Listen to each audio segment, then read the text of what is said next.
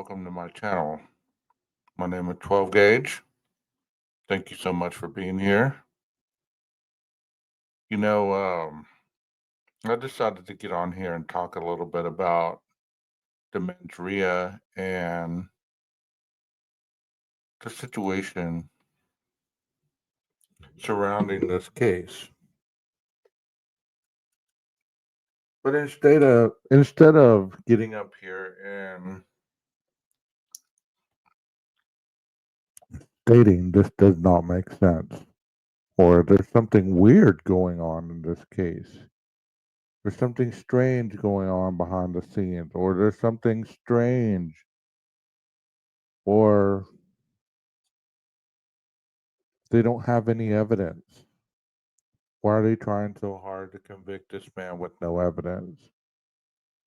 Or just focusing on the simple fact that what you've heard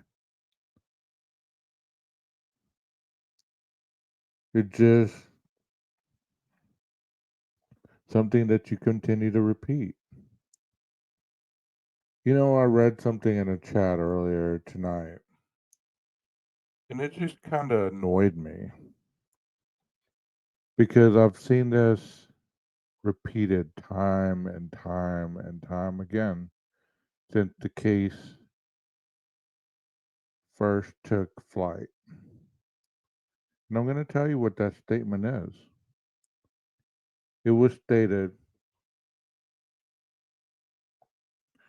Kaylee wasn't even living in the house.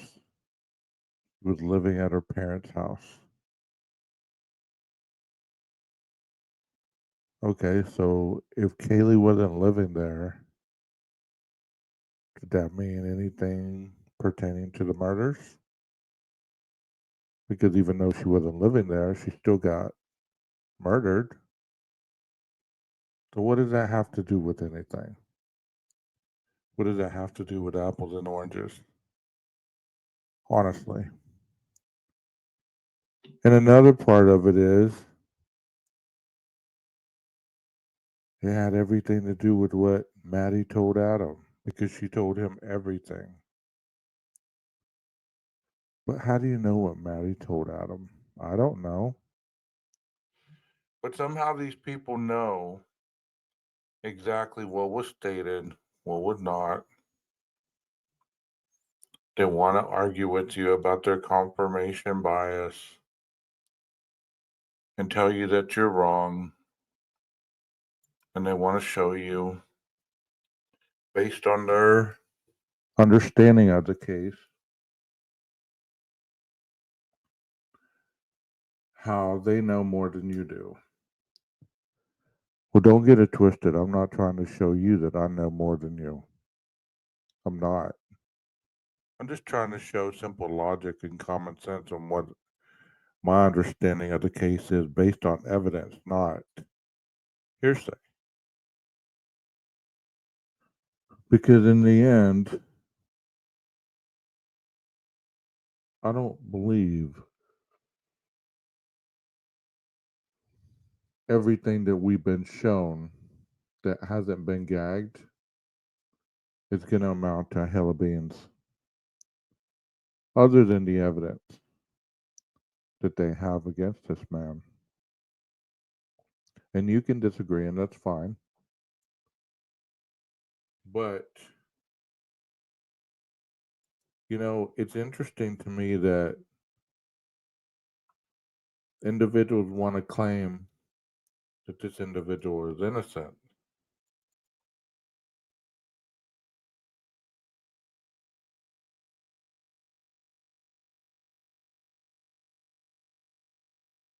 But at the same time, they don't put any evidence out there to support it. Now, if you're going to tell me this man is innocent, okay, let's roll with that. Let's roll with that. But give me something. Give me anything to support this man had nothing to do with it other than hearsay. Because that's what you're rolling with most of the time is hearsay. or you're rolling with somebody else's theories that they've given you that make sense to you as to why this man could not have done it. I heard again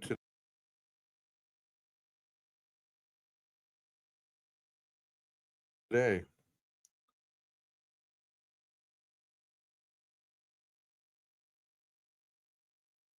House. Everything was at Linda Lane. Okay. Did, was Linda Lane quarantined off as a crime scene? You're telling me that if there would have been evidence pointing to Linda Lane being the crime scene, you saw the yellow tape, right? You saw the technicians going in the house and taking photos and dusting, swabbing for evidence. Then Linda Lane would have been a crime scene. But the fact that we didn't see any of that, people's accusations of that really don't support much other than their beliefs and bias. So to say these statements as if they're true, does that make it true? Just because that's your bias? I'm going to play a video. And I know a lot of you don't like Nancy Grace, but she was a prosecutor and she has gone through the process of understanding what she's talking about, whether you believe her or not. And she has guests on her panel, especially one named Joseph Scott Morgan. That individual seems to really know his stuff. And Howard Bloom wrote a book. Whether you agree with what he said or whether you agree that he don't know what he's talking about. Because it's very interesting when it comes to this case, many of the opposed hang on to that. The mainstream media is lying. This expert doesn't know what they're talking about. This person doesn't know what they're talking about. Let's bring up the dirt on this person. That way we try to ruin their credibility. There's two sides to every story. And it's quite interesting that some of the people that are critiquing the most have the most shaded histories with law enforcement. But let me play this. And as the title says, we're going to focus on the mens rea, which is the mental component of the crime. And they break it down beautifully here, all of them. And whether you believe this is evidence or whether you believe it's not, say that there was no evidence and an innocent man is in jail due to no evidence is to have the ostrich bias with your head in the sand because you don't want to see it. You don't want to admit that there could be a possibility that this man could have done it. But I'm not here to say one way or the other. But I'm not naive either. I've worked with criminals, but you can say, "Well, I don't know what I'm talking about either." I mean, it's easy to say that, but yet the fact that you are a criminal or a past criminal, does that make you more qualified to talk on it than somebody who has worked with them? It's kind of like many times in my field, I've always gotten asked first by a drug addict or an alcoholic. They say, "Well, are you in recovery? Have you ever had any problem with drugs or alcohol?" I don't really trust anybody unless they've walked what I've done, walked in my shoes.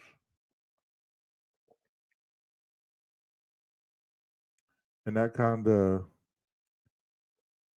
you have to build credibility with people before they believe that you have the expertise to know what you're talking about. You know, even if I hadn't walked in their shoes, I still would be qualified because I'm trying to teach them how to live sober, something they obviously can't do.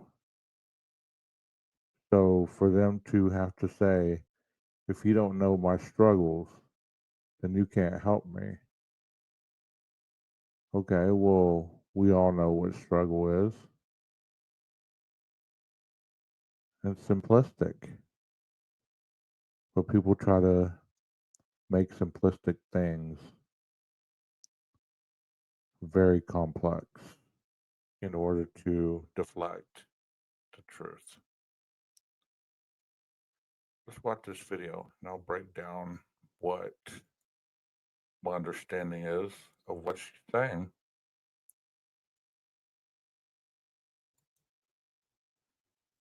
Once again, you might not like this individual, but the fact of the matter is,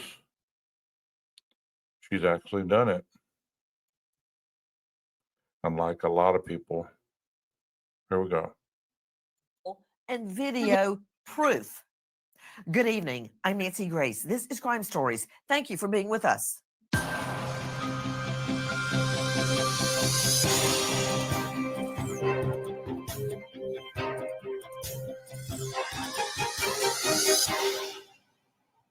Bombshell. The Kohberger trial date set after endless delays. Will the Idaho 4 victims finally get justice?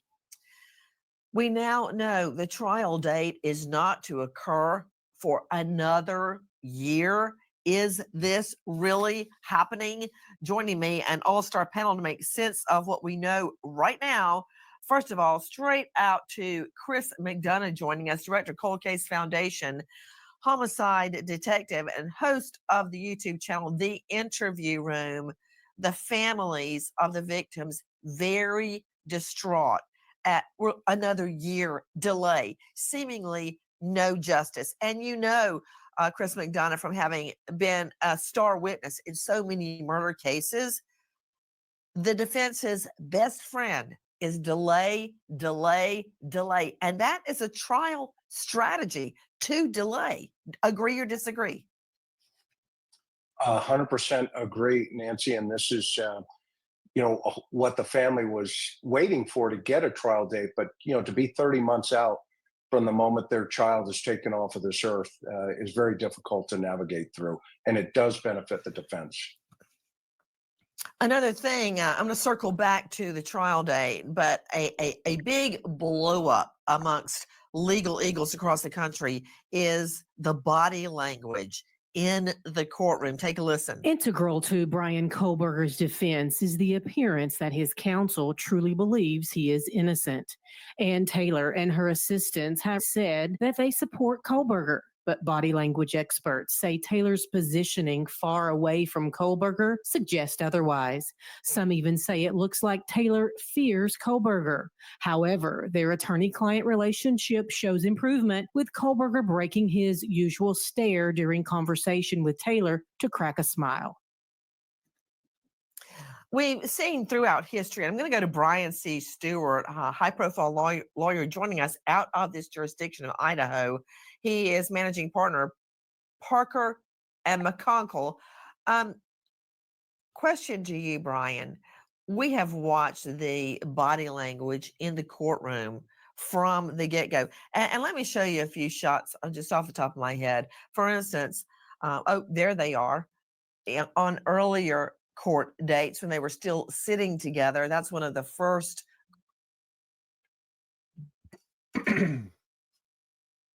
Okay, so one of the One of the videos that I did the other day was talking about confirmation bias. And you could see this photo and you could say the first one is a person in a jumpsuit. He doesn't have his hands up like he does right here. So therefore, he looked guilty. Right here, he's in a suit. He has his hands on the table. You don't see handcuffs. You don't see leg irons. You don't see any of that. He could be a co-counsel right there. So if the jury sees this, and obviously if the defense is claiming innocence, that paints Mr. Koberger in a different light. Does it mean he's innocent just because she says it? You know, people are miffed with believing every word that comes out of somebody's mouth if it meets their bias, if it meets their narrative. But if it goes against their narrative or it goes against their bias, then all of a sudden they're up in arms about it. Nancy's talking about the potential fact that early on in the case, Anne could have been scared of this man. Does it mean that she wasn't going to defend him even if she was? No.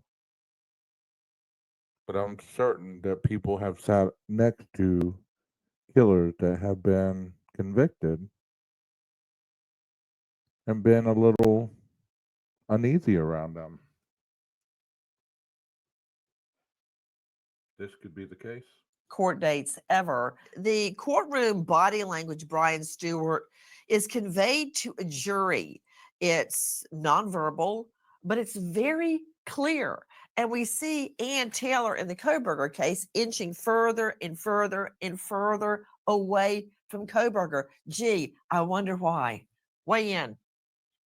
Well, there's no question that the proximity and relationship that a defense attorney exhibits towards their client gives the perception of what that defense attorney actually believes about the client, whether or not they're dangerous or safe or guilty or innocent. And even setting the defense lawyer's actual beliefs aside, a seasoned defense lawyer is going to know that that perception is always on trial, even in motion hearings as well as at trial, that they're always being observed and always sending a message of how they feel about their client. Joining us right now, special guest Tracy Brown, body language expert, author of How to Detect Lies, Fraud, and Identity Theft. And you can find her at bodylanguagetrainer.com. Tracy, it's great to have you. I wanted you to see the various photos and see Koberger with his lawyer. Tracy, I was looking actually at Koberger's outfits in court, and I was comparing one suit to the next, to the next, to the next, to the next, and I noticed he always wore the same tie. And as I was looking at that, does his demeanor change? Does his strut into the courtroom change? Because I will never forget Scott Peterson. Every day he would walk into the courtroom all puffed up like this, very cocky, like a star football player, and literally strut over to the defense table. And I didn't think that was a good look for the jury. But I've been watching Koberger's gait, his demeanor, who he looks for in the courtroom. Where does he look first? How does he seat himself? Where does he seat himself? Is he relaxed? Is he smiling? There's a lot of creepy grins going. And you say, well, what does this have anything to do with who he is? Well, it has everything to do with it. When you're trained to look at nonverbals, when you're trained to look at the way somebody walks, the way they present themselves, it tells a lot about them. You can read a person even if they never say a word. You can tell a lot about who they are, what they're about, if they're a nice person, if they have tendency to be self-centered, to be self-serving, as she talked about Scott Peterson, cocky. So if you look at Koberger, you really can't. He's playing a poker face, and that seems to be his demeanor on a lot of things. So if the individual doesn't show any emotion, if he doesn't have any kind of facial smiles or anything that shows a kind of connection to another person, that's not a good look. And you would say, well, the man is on trial for his life. Why would he be taking it so lackadaisical? Lackadaisical. Well, you can still be normal if you're trying to show somebody that you're not the killer. Wouldn't you want to paint a picture that you're normal just like everybody else? The person sitting next to you defending you?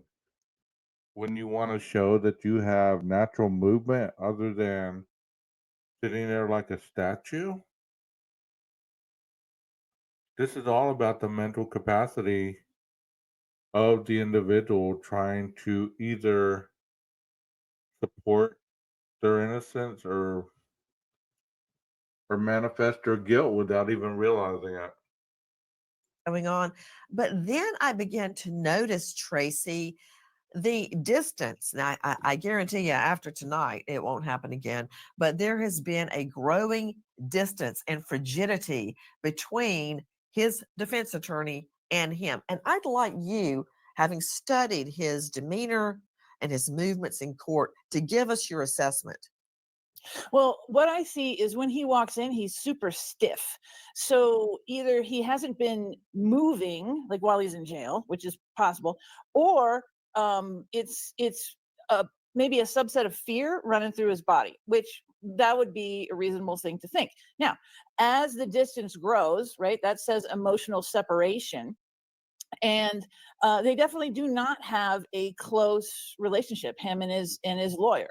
Now, here's what I noticed that was really interesting in some of the video that your team sent me is when they left the courtroom, the team he left and he got out of there, and the rest of the team was still back at the table, and that tells me that he has not necessarily accepted his lawyer as the unconscious leader of the group.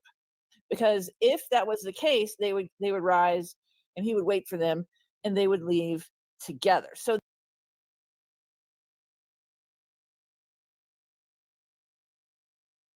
that really struck me as interesting. They are not a tight unit team at all. I can tell you. And you say, what does that have anything to do with anything? Because what I'm bringing up and what they're bringing up, people are going to dissect it and they're going to try to prove their point in everything they believe and their bias. I'm not being biased right now. I'm basically focusing on what these individuals are saying and going with what they're believing because I've seen it as well. He does get out of there fairly fast. And if that's your moment of freedom from a cramped jail cell, wouldn't you want to stay and talk to your attorney a little longer until you actually had to leave? Why would you want to leave so fast? What is it that is keeping you from staying? Does he still suffer from that form of attachment disorder that he spoke about as a youth? Or is it just fear, as the lady said? Right now, this guy is never going to be allowed on the stand. Joining me, in addition to the all-star panel you've already met, Howard Bloom is with us, renowned author and author of a brand new book, which is amazing. I read the entire thing cover to cover. When the Night Comes Falling, a requiem for the Idaho student murders. You can find him at Howard Bloom. That's BLUM.com. Howard, you have researched this so diligently. I want to hear your thoughts. Well, he seems to live in his own detachment, his own little world. Even in the courtroom, it almost looks, as he stares straight ahead, it looks as if he might have been drugged beforehand to keep him under control. But I also, you mentioned that he wears different suits. I wonder, where is he getting these suits? We know the state is paying for his defense, but where is he getting all these new suits? He seems to be going out almost posing as an actor in this. His hair is suddenly gelled. He's looking good. I think he's on some level enjoying this attention because I also believe in the back of his mind, he thinks he's going to outsmart everyone. And he's just sort of sitting back there. I think the idea that his hands are steepled showing confidence, I think he's really confident. I think he thinks he's going to have the last laugh. Guys, we have been told, according to sources, he is.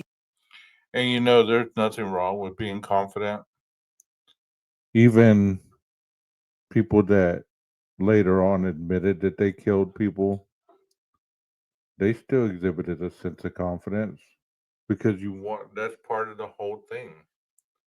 It's a mental component that you believe that you're superior to everybody else around you. That is part of the component of an individual driven to have control over others by making them submissive, by tying them up, by beating them down verbally, physically, or even killing them. You have a sense of elevated self importance. You have a sense of elevated self control over other people that you must show them your dominance. Because if you don't, then they're going to make you their victim. So it makes sense that he would say that Koberger does exhume a sense of confidence. Using 5 different suits for court. Many of them look very similar. To Joseph Scott Morgan joining me, professor of forensics, Jacksonville State University, author of Blood Beneath My Feet on Amazon, and star of a hit new series podcast, Body Bags with Joe Scott Morgan. All of that is well and good, but here's the thing about Morgan. He has investigated over 1,000 death scenes.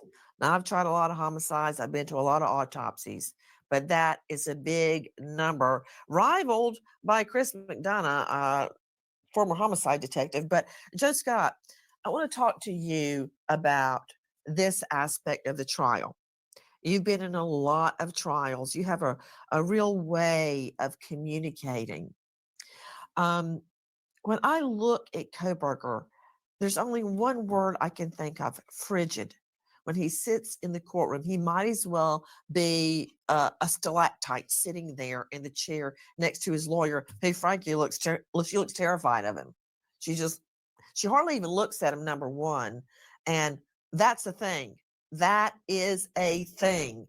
You know, Joe Scott, when you don't like somebody or you don't like what they're saying, you know, look away like that, or you won't look in their face.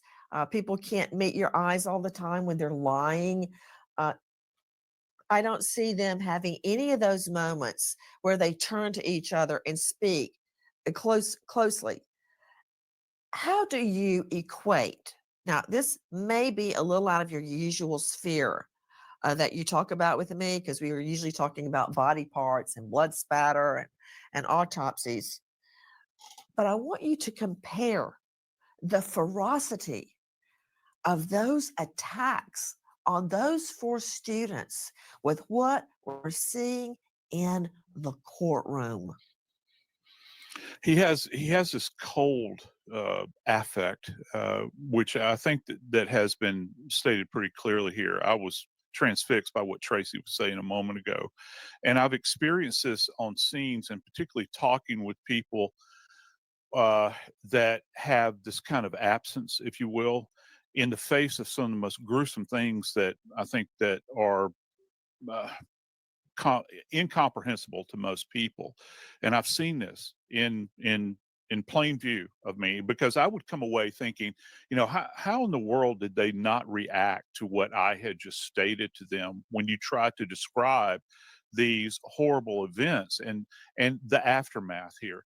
And he's staring down this, Nancy, you know, uh, what is it, June of 2025. He's got all of his time again to think about this.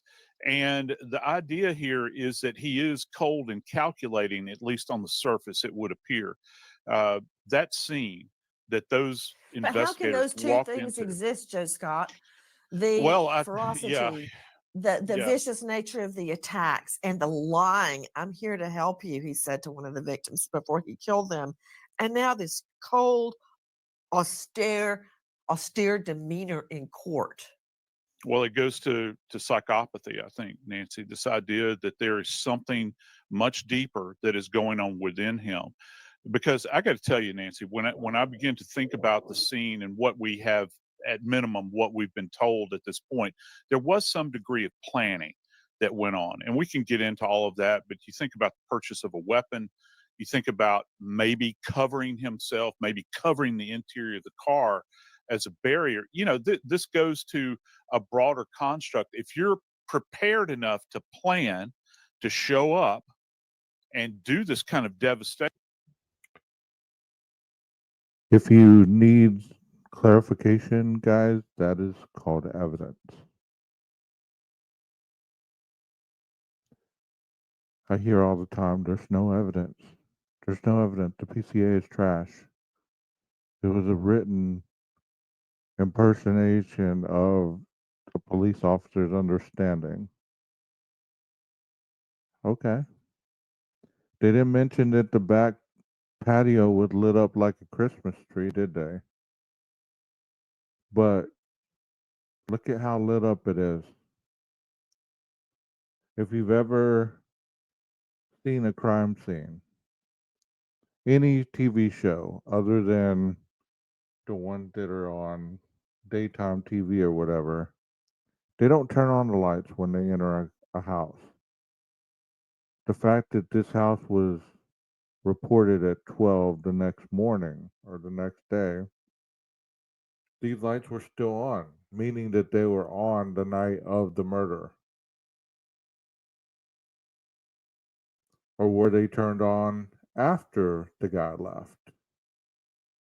Because that would be something that would be pertinent to understanding about the stealth of the person committing these crimes. If Dylan said, I turned the lights on after he left, but that wasn't reported, then that would make sense. Well, you know, you're scared. You're going to go make sure, you know, did she shut the door again? Did she shut the slider? Did Bethany shut the slider? Did they go back there together? Did they turn on the light to protect themselves from the noises that they heard? But still, they didn't go into either one of those rooms. I could see where they would feel that these individuals were asleep, but those lights being on either before the crime or after the crime could tell something. But you won't really know unless somebody saw that house unlit up and then lit up. Could the DoorDash driver or the rideshare driver have caught video of the house either lit up or dark?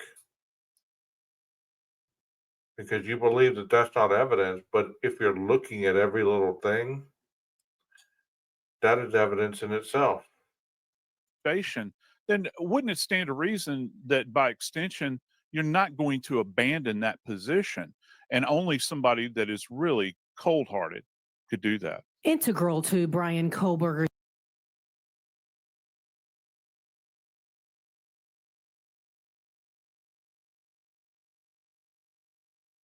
defense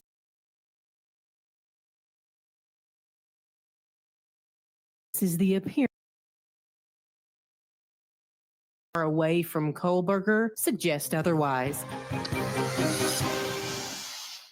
The Koberger attorney seemingly terrified of suspected Idaho students killer. Not just evidence that is being amassed right now. We keep hearing the defense complain, I don't have the evidence. I don't have the evidence. It could be much as in the case of Alex Murdaugh. Remember the car satellite evidence, the black box, so to speak? That evidence was being amassed leading all the way up to trial. And therefore, it was newly discovered. Is the state amassing cell phone and video data? Much as we saw in the case of Fotis Dulos, who was charged in the murder of his wife, Connecticut missing mom of 5, Jennifer Dulos. That said, what about evidence that's missing? And how is the state going to counter, first of all, this?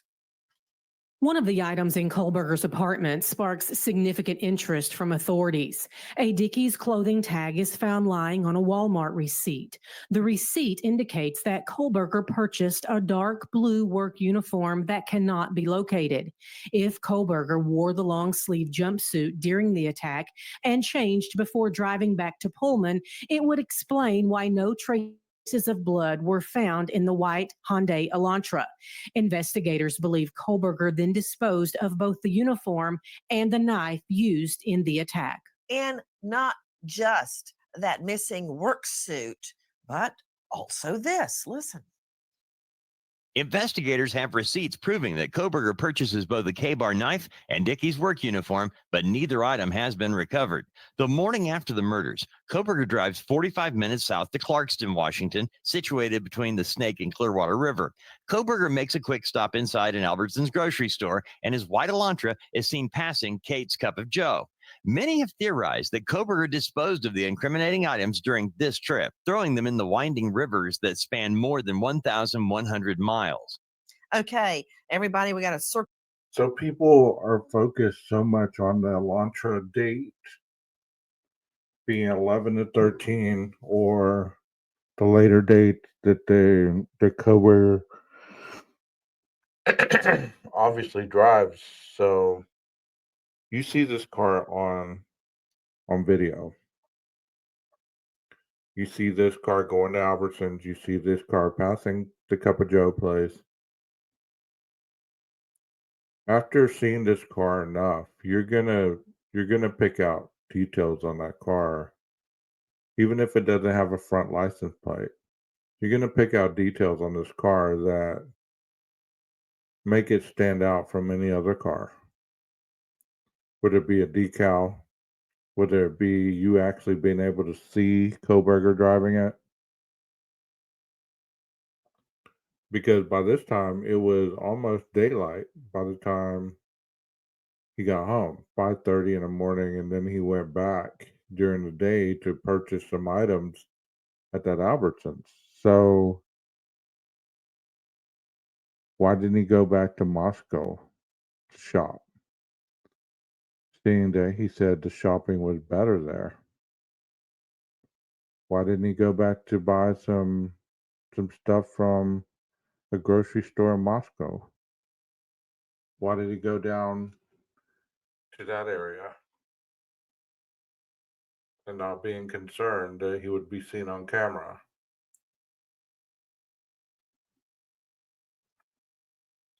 The fact that he bought this Dickies suit and the K-Bar knife, you're telling me that's not evidence either? I think you're so focused on who's giving you the evidence that your bias won't let you believe it. Circle back to bodies of water that we just heard our friend Dave Mack from crimeonline.com. The white Elantra is seen passing Kate's Cup of Joe. We know his route based on cell phone data. Right now, our authorities furiously combing bodies of water to find A, the murder weapon, and B, that Dickies uniform. Straight out to Howard Bloom, author of When the Night Comes Falling, an amazing book full of intense research on Kohberger. What do you make, first of all, about this Dickies uniform? I mean, the evidence is pretty strong in that he buys this uniform prior to the murders. Why? That's not what he wears to work. Why does he need that? What happened to it? And a clothing tag. The tag is found lying on the Walmart receipt. So we know he bought it. Where is it? Exactly. I mean, this shows his planning, and he did not go into this just on a spur of the moment. This was a preconceived, deliberately planned event. And that also goes back to what you were talking about earlier about his confidence in the courtroom. He still believes that he's going to outsmart everyone. You can't. That's a great point. If you buy something, you have a receipt, and people come looking for this stuff. Where is it? Why don't you have it? What reasoning would you give to buy something, and then when somebody's asking you for it, you say, well, I don't know what happened to it. That's pretty substantial for somebody to ask you, hey, where's the Dickies suit? Why'd you buy it? What made you buy it? What did you buy it for? You know, did he have answers for this? You can't find the murder weapon. You can't find the Dickies outfit. All this is part of his plan that allows him to think he's going to get away with it. You know, Tracy Brown joining me, high profile body language expert. I just want to point one thing out. I've got Jackie here in the studio going, why did he cut the tag out? Okay, I have to cut the tag out of every single thing my son wears because it scratches the back of his neck. That said, it could also be the tag off of the clothing. Like, okay, this is Walmart. You'll have not only a receipt, but there'll be a tag on, say, the sleeve. It could be that tag. That said, this is what I want to talk to you about, Tracy. The fact that the tag, this is so Kohberger, the tag from the clothing is laid neatly on top of the receipt. Who does that? I mean, who keeps those things together? I find that very, very unusual, but it goes to what Bloom was just saying, the author of the new book, about the methodical psychopathy of Bryan Kohberger. Well, this is the only way he can feel emotion in his life, right? This is his moment. This is his Olympics. He has planned and planned and planned, and he is going to make sure every detail is just right. Because remember, his amygdala probably not working, and he can't do feelings, and he's trying as hard as he can to feel something. And it's all this planning that is his moment to try to get something out of life for him. You know And what's so this is what we interesting get. also, following up on Tracy, to Brian Stewart, high profile lawyer in that jurisdiction of Idaho. Brian, have you ever had a client, and I'm just immediately thinking of Robert Blake and all of his henchmen. They actually made out a list, lie, TARP. They wrote the list, the murder list, lie, TARP, let's see, shovel. I can't even remember what all they had on their list that they needed to get rid of Bonnie Lee Bakley's body. But have you ever had a client plan so much that the planning became the proof? The lists, the receipt, the tag, the Amazon order for the K-Bar knife, the Dickies uniform, just everything, turning the phone off ahead of time, then turning it back on en route home.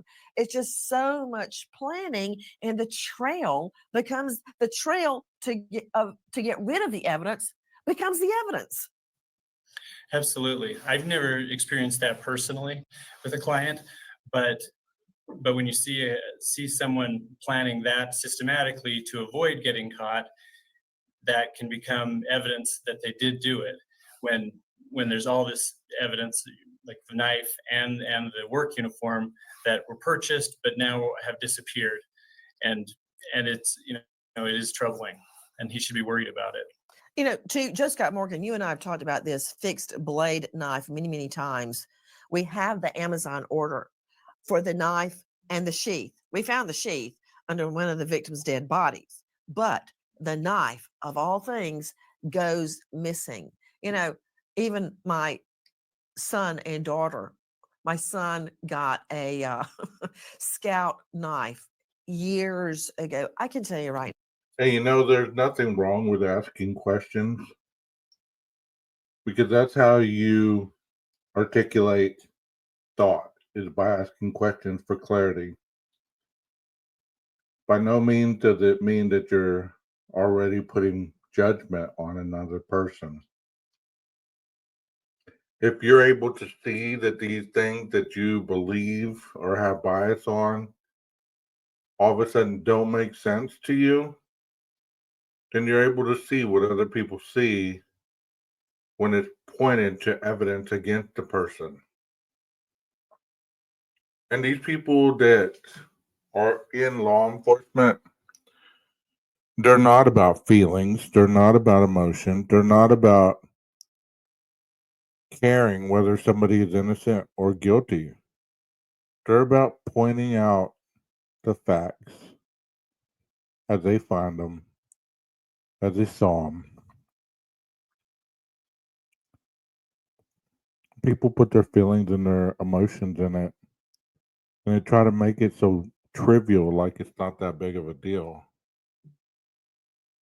Where's all this stuff that he bought? Where did it go? Right now where that thing is. Why would Oh, yeah. you buy a K-bar knife that matches the sheath in under the victim's body, and now the knife is? Oh, I knew you were going to do that. Thank you. Go ahead, and now the knife's gone. Yeah. Yeah. Hey, let's talk about the Dickies real quick, because that's key here, I think, Nancy. What if Liz and the crew could put that image back up of the Dickies coveralls? What's it missing that you would see on a normal pair of trousers? There are no belt loops there. Okay. Now, granted, it has pockets, but with K-bar, it has got a significant place here to run your belt through and to hang off of your pants. And I'm thinking, I've always kind of envisioned this, going into that room. It's almost like a drama that's being played out. When he withdraws that knife from the sheath, it's very dramatic, I think, for him at that moment in time. And in this fury, in this confused state, chaos, he's dropped this sheath. He doesn't have it secured to his side like you would normally think. I mean, hell, these things are made for the Marine Corps, Nancy. They have all kinds of places that they attach these things to their equipment, and in order to secure it, he failed in that one area, Nancy. And it's always been fascinating to me. And the fact that there's nothing in the car as well. He's thought about the Dickies, perhaps, to cover himself. And, there's been all kinds of theories put forward about, well, why is there no evidence in the car? Did he go to the extent as well of using trash bags or plastic or something contained? Because I just knew, I would have bet you dollars to donuts that when they got that car, it was going to be a rolling crime scene, that they were going to find some evidence in there, because I've worked cases involving sharp force injuries, Nancy, and they are by far, even compared to shotgun wounds, by far the most bloody scenes that you can possibly work as a death investigator. And I cannot get past the thought that there was not an element of biological evidence left within that car. And we haven't even talked about shoes. What happened to the shoes as well? Because he would have had blood on the shoes. Welcome back, everybody. Straight to Joe Scott Morgan. What do you mean? We haven't even gotten to the shoes. But hey, hold the thought. I got to tell you something very quickly. You just said, did he put things in a trash bag? How did he keep everything? How did he keep the car pristine? I'll tell you how.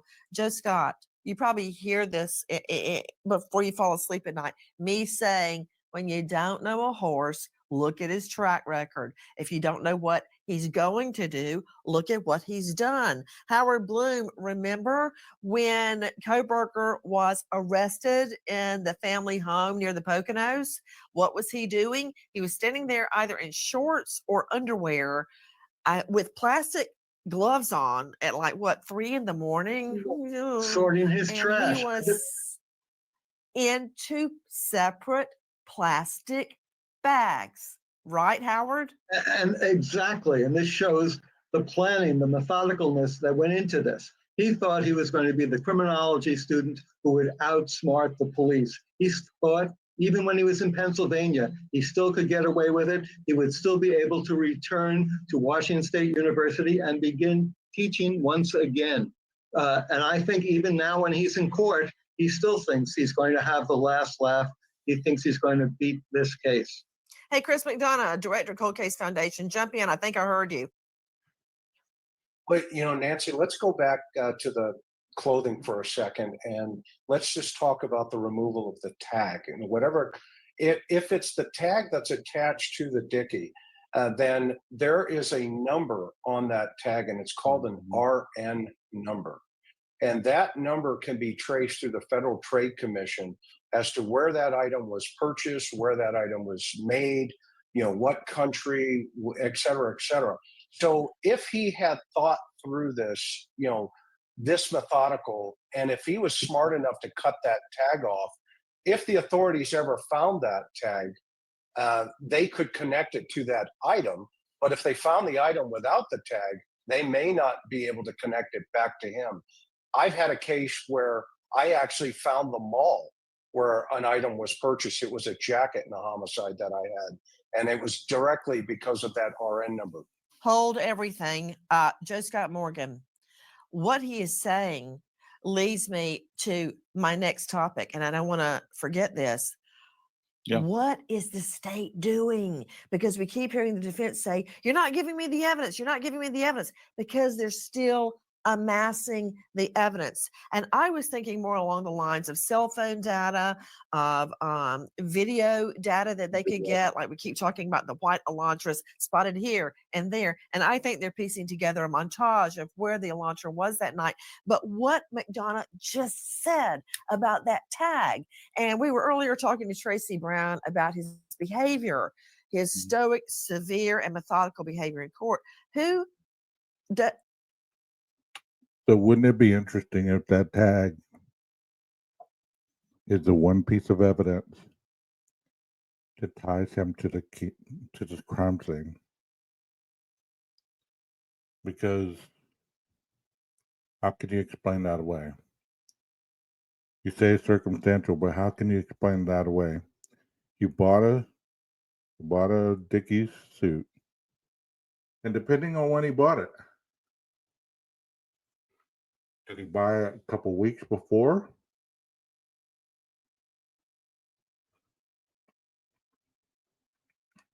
Usually you buy those things for gardening or for, work around the house, or, even to wear when you don't want to get dirty,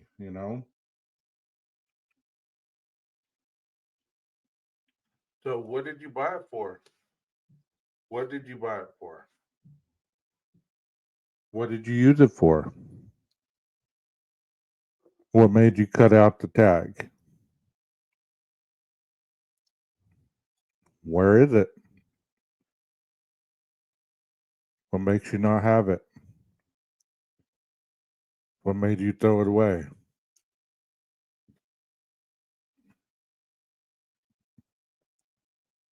How do you not know where it is?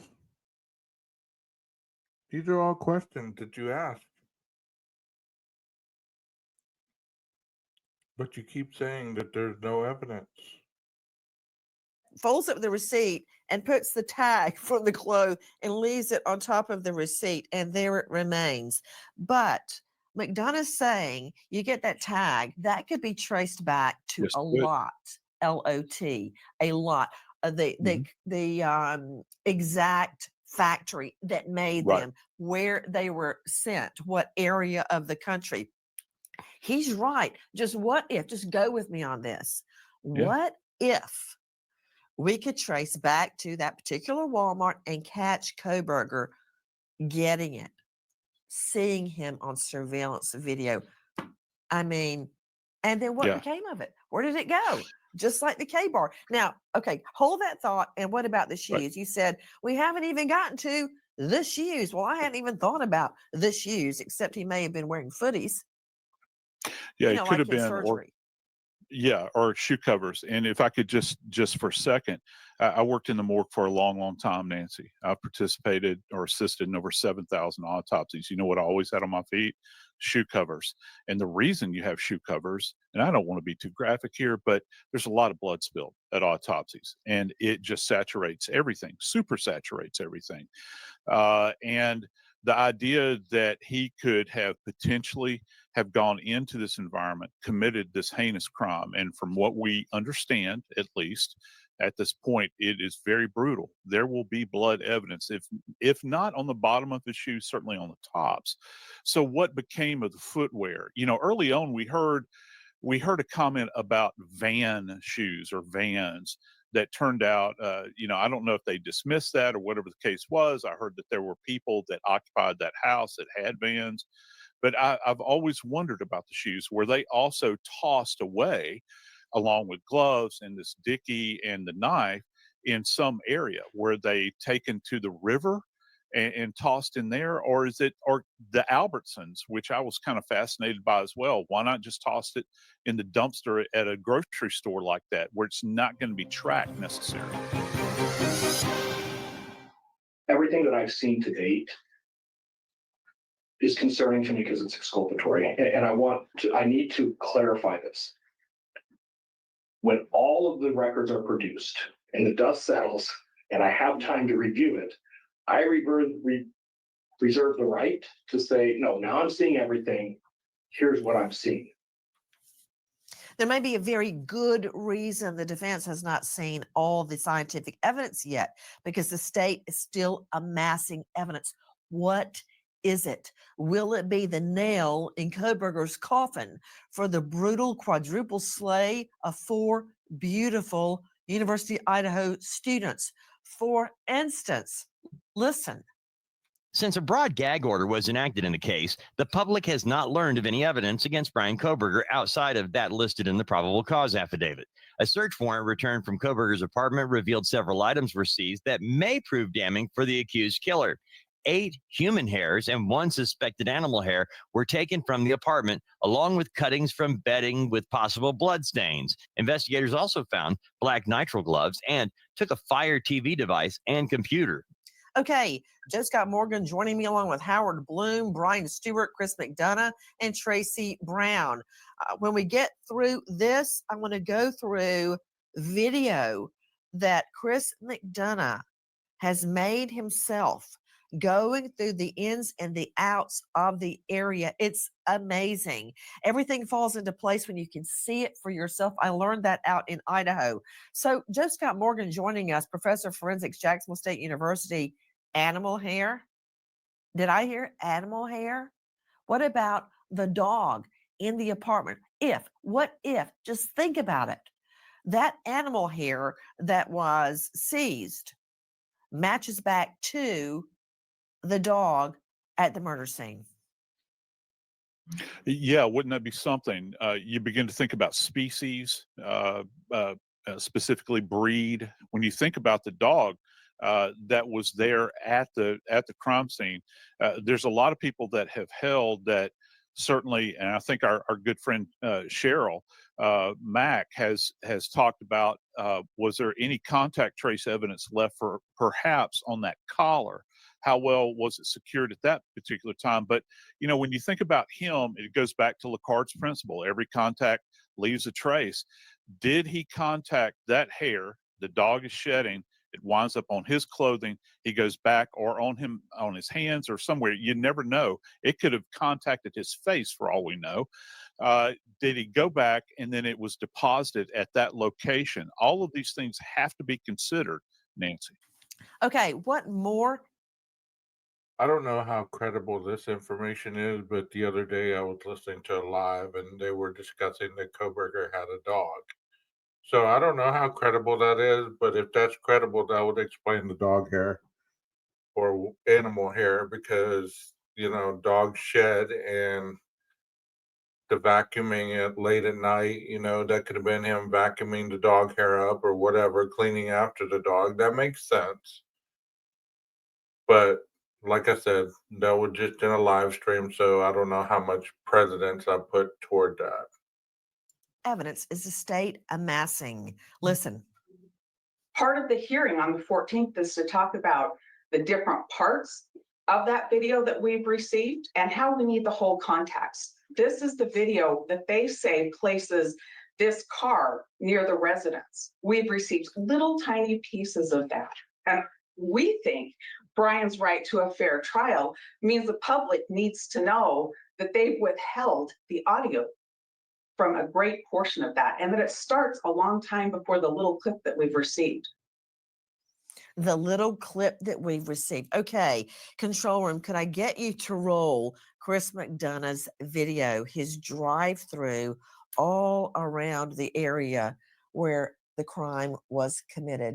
Okay, you're seeing an incredible view here, and it goes all the way back to the gas station where the launcher was first spotted. Okay, Chris, go ahead and explain what we're seeing right now. So what we're seeing here, Nancy, is the road that runs parallel to the residence. And you could obviously see this was taken on Thanksgiving Day. The police had still had this area secured. And then this is behind the house, looking to the neighbors to the left, which if you were looking at the back there, one area that struck me here is this window here. Underneath that window, there is like a cinder block. You can see it right there. My initial impression was if this guy was, pre-incident surveillance of this house and he had these tendencies like a peeping Tom, is he using that almost like a bench, right? To sit there, to look through the windows, those types of things. And of course, that's just a theory. We don't know that. But at the same time, I always thought this was the most logical area that this guy would make the entry into the house through that sliding glass door on the back patio. You also have, oh, that's a really good video right there. And that is where I stood behind the house at night, looking into, somebody left a light on in the home, and I could see very clearly into the home. Yep. And also the video that you amassed also of the drive-through through the area in the snow, and you went very slowly up and down all the winding streets. And I recall seeing the gas station over on the left of your video, which leads me, there you go. There we are driving beside the gas station, and then you turn left and start a circuitous wind up hills to get to the King Road address. Chris McDonough, that leads me to the car. That's where the clerk was when the car whizzed by and we got that video. Now, I believe, Chris, that there's going to be a montage of video evidence placing that Elantra all around the area. For instance, we heard. But they don't talk about that camera. They don't talk about the camera at the 76. They only talk about the camera at the other gas station. The blurry car scene as it's speeding by at 345. That's the one that everybody seems to talk about. They don't talk about this one. There's cameras at the 76 gas station where he's turning right there that could have gotten a good glimpse of his car if he's the one. And most definitely if it was the car in question, suspect vehicle number 1. So to think that all that people have stated in their live streams all these months, and the question that they keep asking is what's going on in Moscow? What's going on in Moscow? There's something that doesn't make sense. There's something nefarious going on. Well, how does this not make sense to you unless you don't understand law enforcement and the criminal procedure? Then it wouldn't make sense to you. It would seem like they're just a bunch of hearsay and circumstantial evidence that doesn't fit. But if you look at the evidence that they are showing you in this video, it does make sense. If you're able to take your bias out of it, you're able to take the PCA out of it. This stuff was found in his apartment, some of it. There was clothes, there was a gun, there was stuff found in the trunk. And anytime I've ever mentioned any of this stuff, I always get, well, that was debunked. That wasn't true.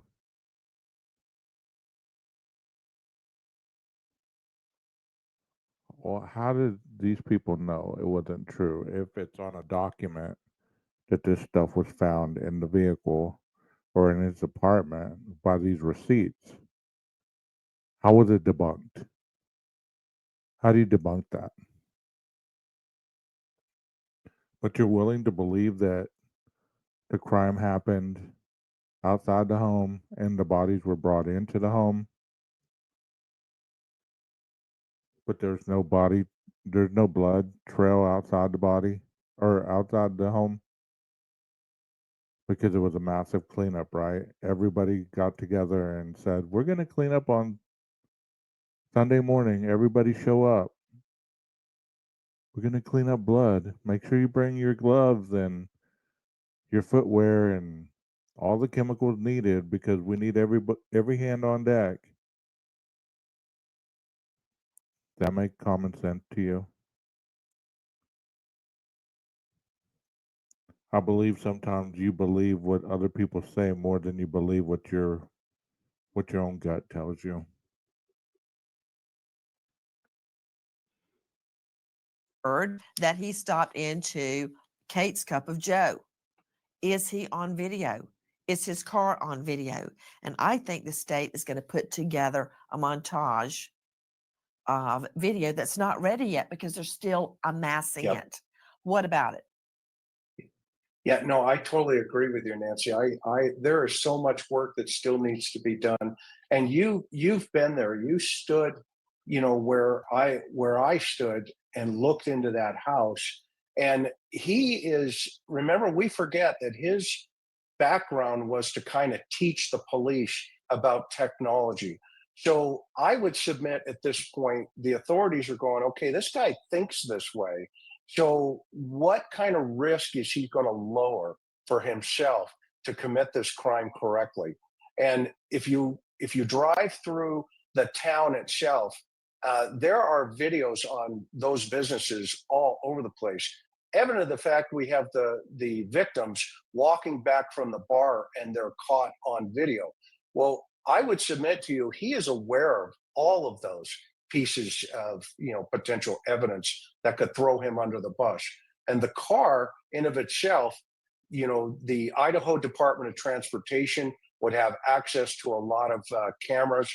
I know there's been some, according to some of the information that I've received, that he's not on a whole bunch of stuff, and the stuff that they're showing us today, they're pretty solid in their feeling that this is him traveling through those roads. I guarantee you by trial time, there's going to be a video montage of Kohberger on his route, leaving the house, driving to the house, and that white Elantra is going to pop up in multiple videos.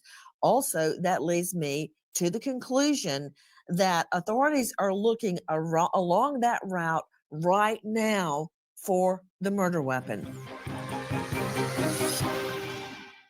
As Brian Kohberger's trial approaches, Ann Taylor will do everything she can to take the death penalty off the table. Many predict that Taylor will use the same tactics cult mom Lori Vallow's team employed to escape the death penalty. In Vallow Daybell's case, prosecutors were barred from pursuing the punishment when the court found they had failed to turn over all discovery to the defense. Ann Taylor may argue that the cell phone data collected by investigators is unreliable and attack the DNA found on the knife sheath.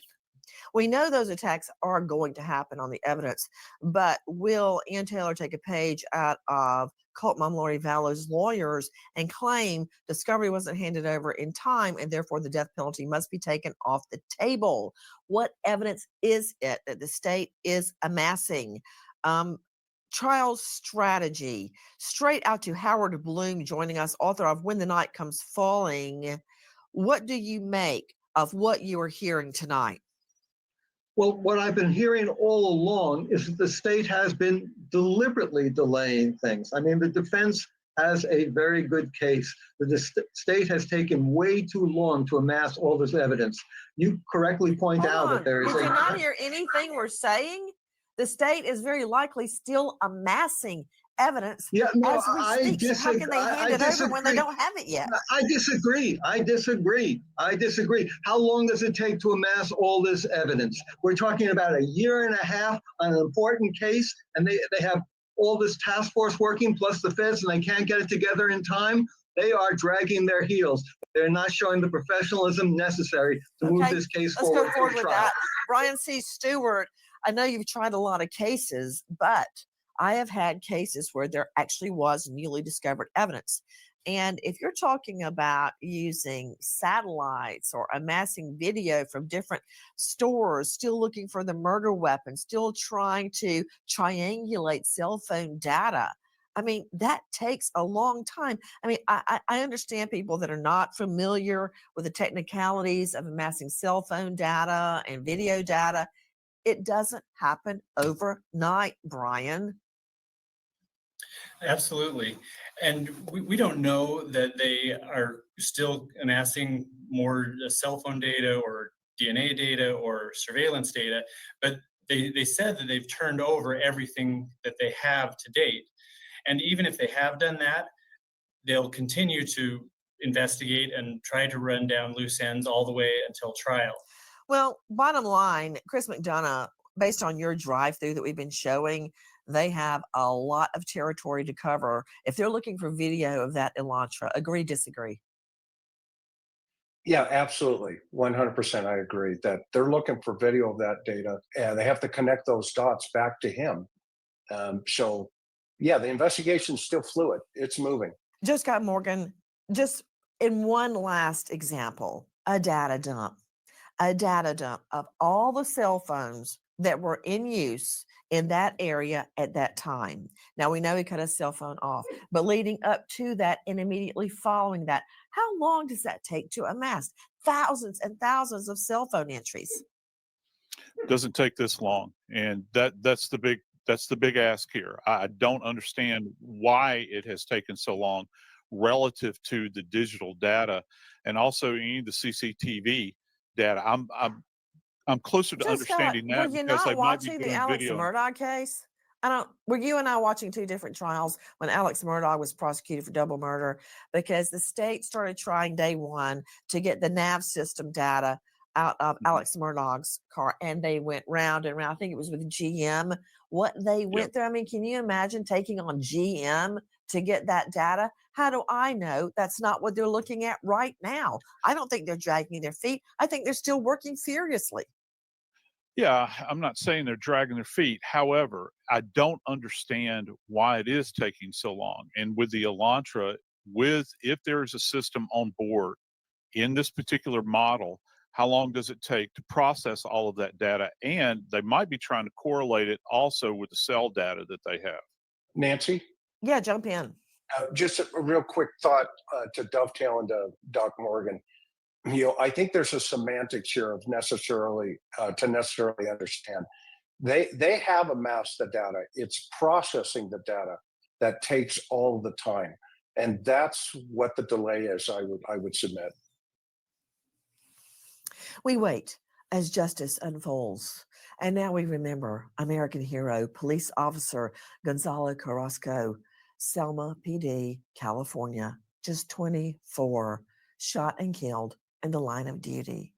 Survived by grieving parents, Gonzalo and Veronica, and his soon to be born son, Gonzalo.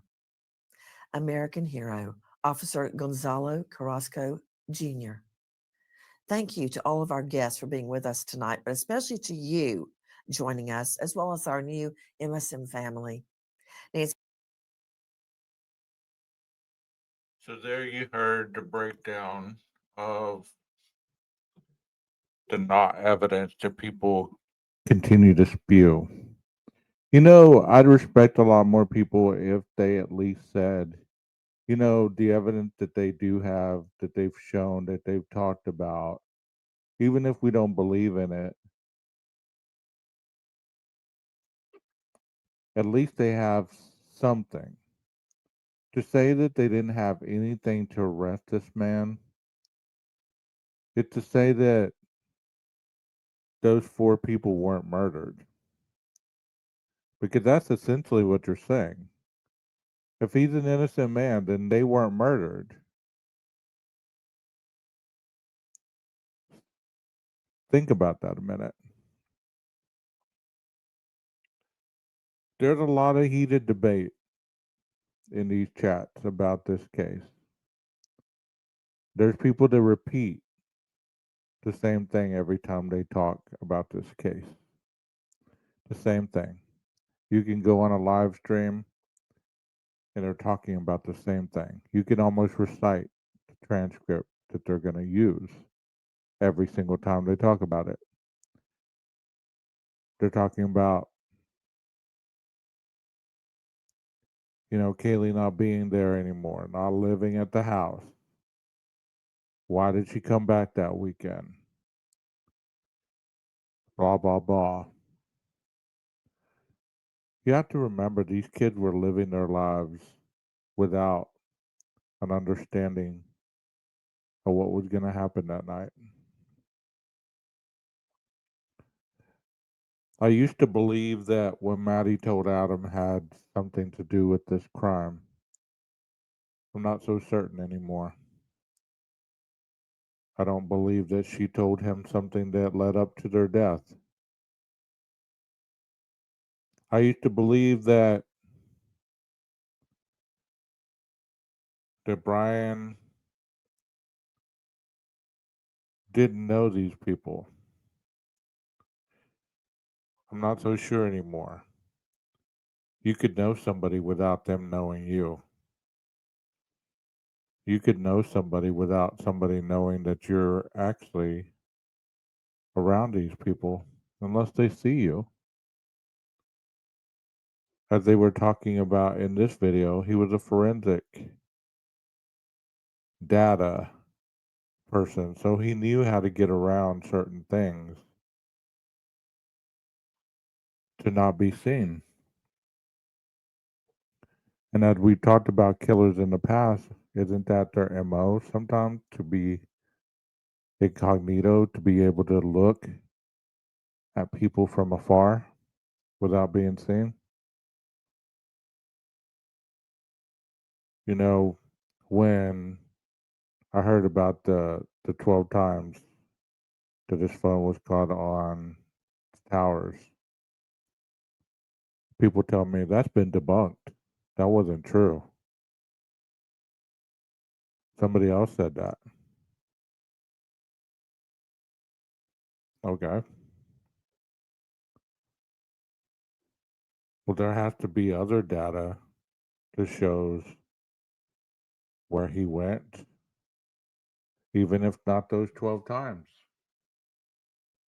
You don't think they're looking up the data of every day that he traveled? Every route? Don't think that they have all that information, or they're getting it?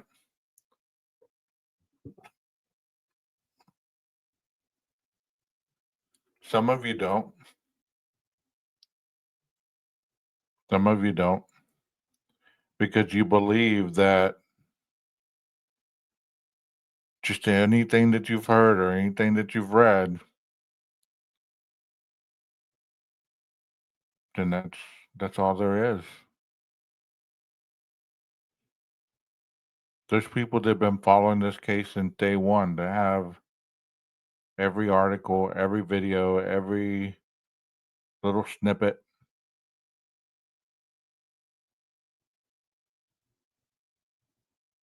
But does that make them an expert at knowing a criminal investigation? Just because you're able to use analytical thought process? You answer that for yourself.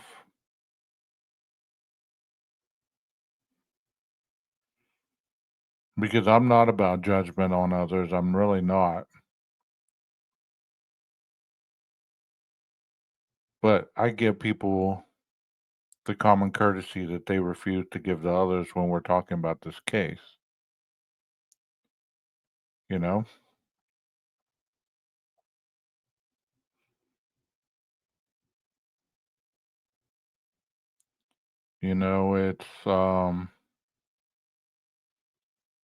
It's obviously sad that we can't come together on something in this true crime community.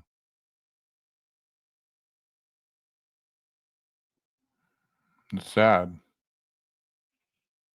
that there must be such division in everything we do based on people's understanding, you know? I would like to have a conversation where you're not throwing other people's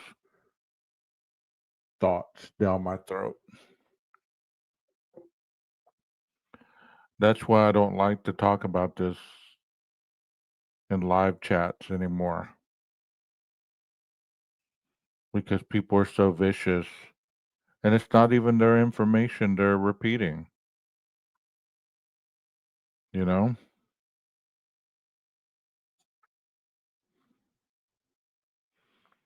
And they say the cast reports are fake. It's just a documentation thing.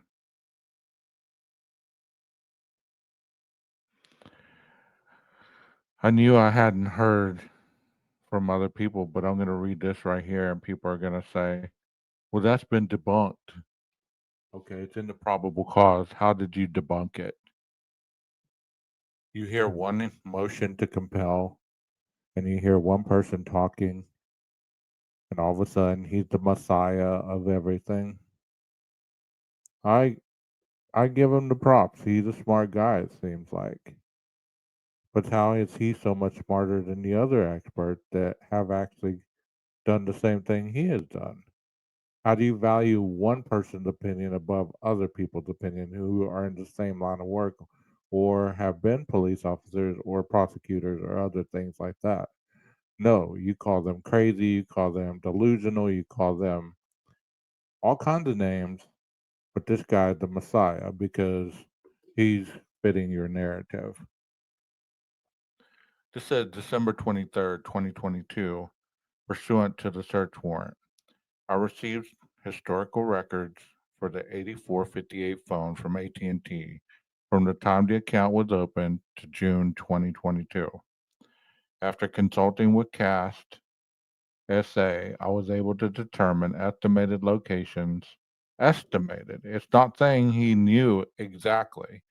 Estimated for the 8458 phone from June 2022 to present, the time period authorized by the court. The records of the 8458 phone show the 8458 phone utilizing cellular sources that provide coverage to the area of 1122 King Road on at least 12 occasions prior to November 13, 2022.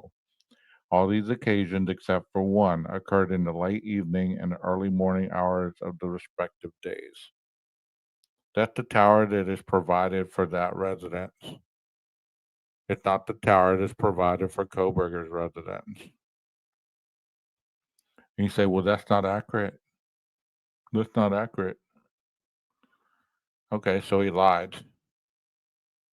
There's still a man in jail, right?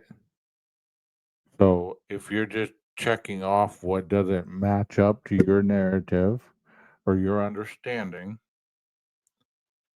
when you get to zero, that's when you want to show the world that this guy is innocent.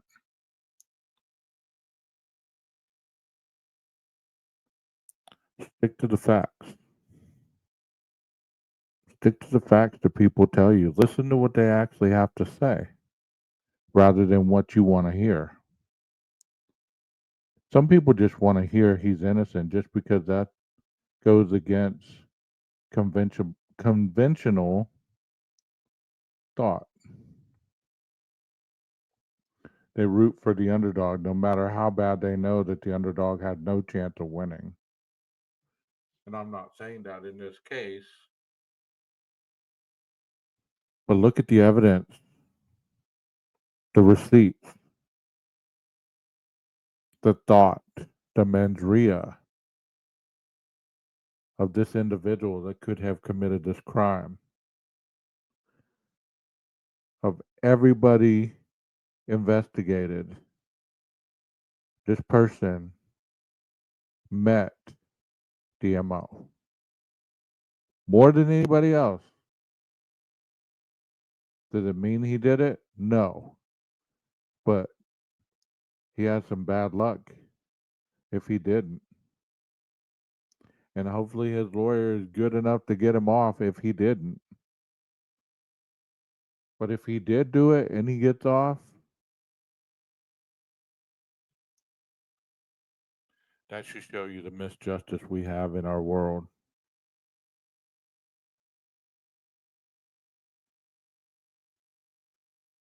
Because I don't know about you, but I don't want murderers walking the streets. We already have enough to worry about.